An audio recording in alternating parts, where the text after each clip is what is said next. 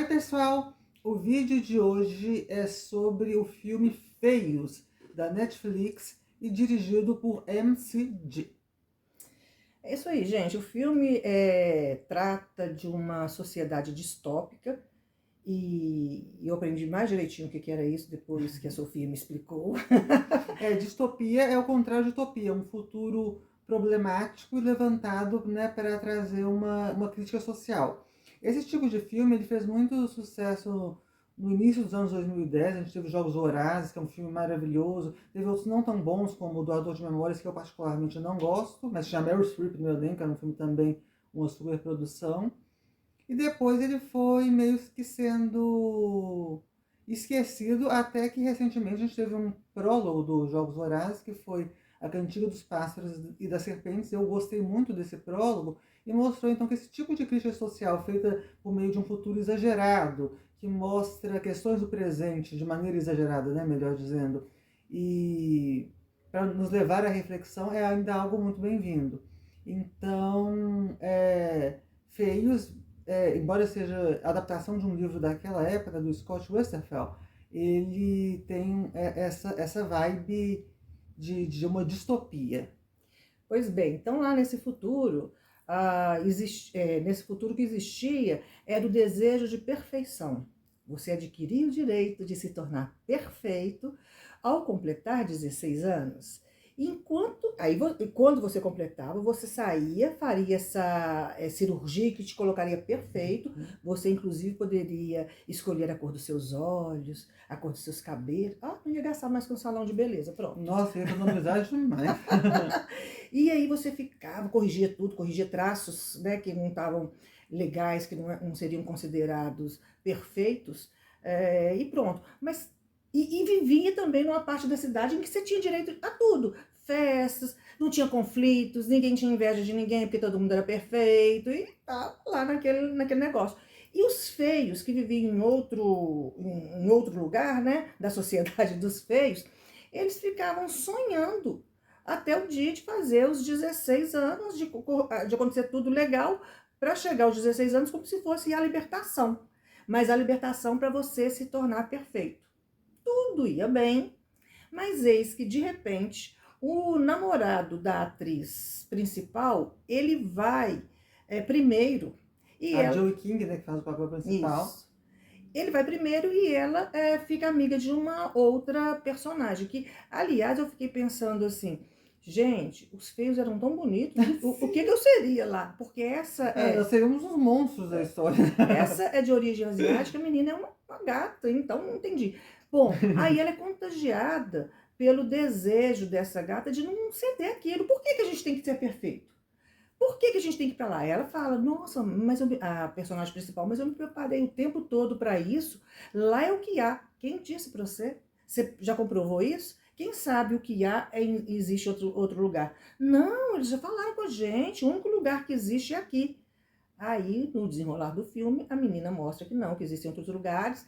Ela iria junto com a personagem principal, Telly, para fazer a cirurgia, mas ela não aparece. Aí a Telly soube que ela viu que ela de fato tinha perseguido outro destino. Quando o Telly chega lá, ela vai ser infiltrada então para descobrir esse outro lugar. Por quê? Porque até na perfeição, onde em tese não há conflito nenhum, fica mais fácil de, numa sociedade homogênea, com todo mundo igual, haver aquela pessoa que quer dominar, comandar, manipular. E, bom, não vou contar o filme todo, né? Porque aí nessa parte acontecem os conflitos, essa personagem ela se redescobre, aí a personagem se redescobre, mas qual que talvez seja o nó da obra? Ela retrata uma realidade que foi muito vista em 2010, onde que todo mundo nas mídias sociais eram maravilhosos. Só que Sim. hoje já não é tanto assim. A rede social hoje expõe muito mais as humanidades e o lado até muito negativo, eu diria, de várias pessoas. Então isso chega a soar no filme, tem hora, como bobinho, sabe? É meio superficial também, assim. Essa ideia de que. Engraçado, fica até irônico, né? Mas essa ideia de que a superficialidade não é. Que a felicidade pela beleza ela não é duradoura, não é firme, e a superficial e inautêntica, ela acaba sendo passada de uma maneira também superficial e inautêntica por causa disso.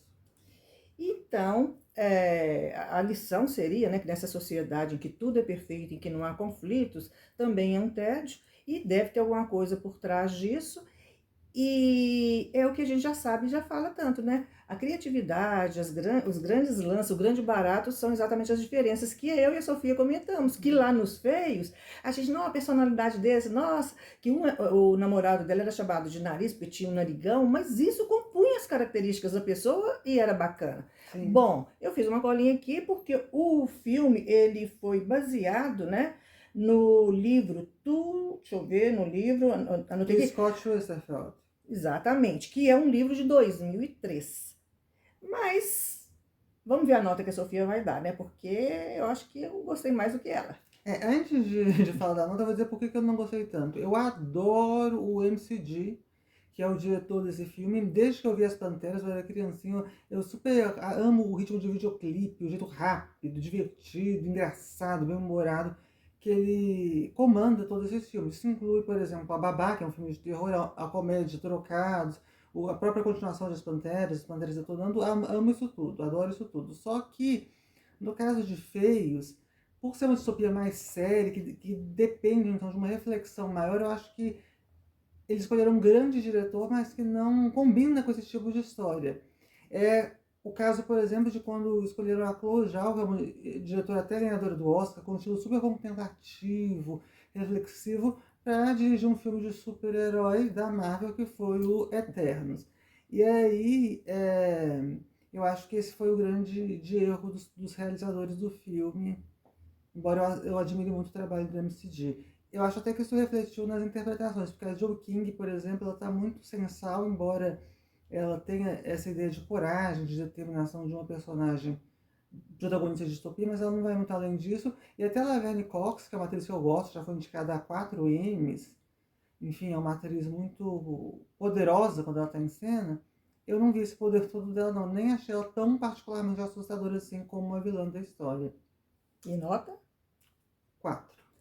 Olha, eu, por outro lado, explorei e naveguei no filme em outros pontos, que foi o seguinte: numa sociedade em que todo mundo é igual, sempre tem aquele que ousa. Então, quem começa tudo isso é um casal que começou junto com a vilã, só que ele não concordou, esse casal não concordou, partiu para tentar resgatar o que há de melhor no ser humano e o que há de. E os feios lá, quando eles iam para aquele lugar, eles não sabiam quem que eram os pais nem nada. O que há de melhor no ser humano? É a nossa história, é o que a gente aprende com nossos pais. E aí você vai resgatando tudo. E na sequência final do filme, quando ela está se despedindo do namorado, que foi perfeitíssimo, e que já não. Porque aí tem efeito colateral, você não se lembra de determinadas coisas. Então ele já não lembrava de ninguém, ele foi criado só para ser guarda. Guarda, que coisa mais antiga, né, Sofia? Eu vou tirar isso. Só para ser o defensor, né, desse novo paraíso, e ele vai. Quando ele está quase caindo num lugar lá, ele olha para a antiga namorada e você vê que a única conexão que não dá para apagar do ser humano é o amor. Porque ele dá aquela coisa e ele percebe que é ela e chama ela pelo apelido que ele falava, que eles se chamavam antes. Aqui, Sofia, arrepiei. Você realmente gostou mais do que eu. E a nota? Sofia deu 3. Eu dei 4. Nossa, Sofia deu 4 e eu vou dar 7. É isso aí, pessoal. Grande beijo e até mais. Tchau, tchau.